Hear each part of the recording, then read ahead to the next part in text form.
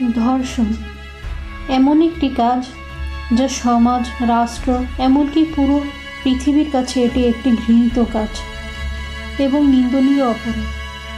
বর্তমানে বাংলাদেশের সবচেয়ে বড় হট টপিক হচ্ছে এই ধর্ষণ।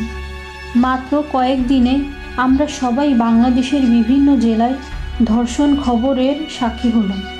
এর মধ্যে মাগুরা জেলার সবচেয়ে আলোচিত খবর সেই ছোট্ট 8 বছরের শিশুটির ঘটনা। আমরা সকলেই অবগত, যা বাংলাদেশের মানুষের হৃদয়কে ক্ষতবিক্ষত করে দিয়েছে। ধর্ষণ কি একজন মানুষের চারিত্রিক বৈশিষ্ট্যের অভ্যাস, নাকি এর পিছনে সাইকোলজিক্যাল ফ্যাক্ট আছে?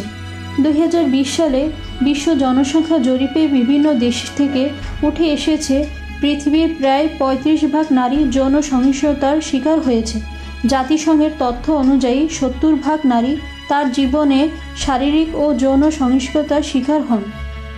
আমেরিকান সাইকোলজিস্ট ডক্টর স্যামুয়েল স্মিথম্যান 50 জন ধর্ষকের সাক্ষাৎকার নিয়েছিলেন, যারা স্বীকার করেছিলেন যে তারা জীবনে কোনো না কোনো সময়ে ধর্ষণ করেছিলেন। এরা ছিল বিভিন্ন ব্যাকগ্রাউন্ড, সামাজিক স্ট্যাটাস এবং বিভিন্ন ব্যক্তিত্বের। তারা এই কাজগুলো করার পরও অনেক স্বাভাবিক ছিলেন।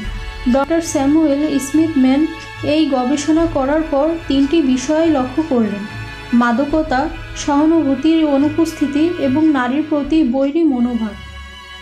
অন্য আমেরিকান সাইকোলজিস্ট শেরি হ্যামবির মতে, যৌন নিপীড়ন যৌন তৃপ্তি বা যৌন আগ্রহ থেকে প্রভাবশালী এক ধরনের মানসিকতা কাজ করে বা প্রতিপত্তির প্রকাশ হিসেবে দেখা যায়, যাকে তিনি এক ধরনের বিষাক্ত পুরুষতন্ত্র বা পুরুষালী আচরণের বহিঃপ্রকাশ হিসেবে উল্লেখ করেছেন। এতে বোঝা যায় এটা কোনো মানসিক সমস্যা না, বরং ইচ্ছাকৃত তাদের নেতিবাচক মনোভাব প্রকাশ পায়। একজন মানুষের মধ্যে যখন নৈতিকতা হ্রাস পায়, তখন সে যে কোনো খারাপ কর্মকাণ্ডে জড়িয়ে পড়ে। বাংলাদেশে 2023-24 সালের মধ্যে প্রায় 1000 জন নারী ধর্ষণ হয়েছে, কিন্তু এর প্রকৃত সংখ্যা আরও বেশি। দিন দিন বাংলাদেশের নারী ও শিশু ধর্ষণ বেড়ে চলেছে, কিন্তু আমরা সমাজের মানুষ ধর্ষকের বিচার না করে ভিকটিম এর চরিত্র এবং পোশাকের উপর দোষ চাপিয়ে দিই। এতে করে অপরাধকারীরা আরও প্রশ্রয় পাচ্ছে। তাই যতদিন মানুষের মধ্যে ন্যূনতম নৈতিকতা এবং শিক্ষার অভাব থাকবে, তারা চিরকাল এই জঘন্যতম কাজ করে যাবে।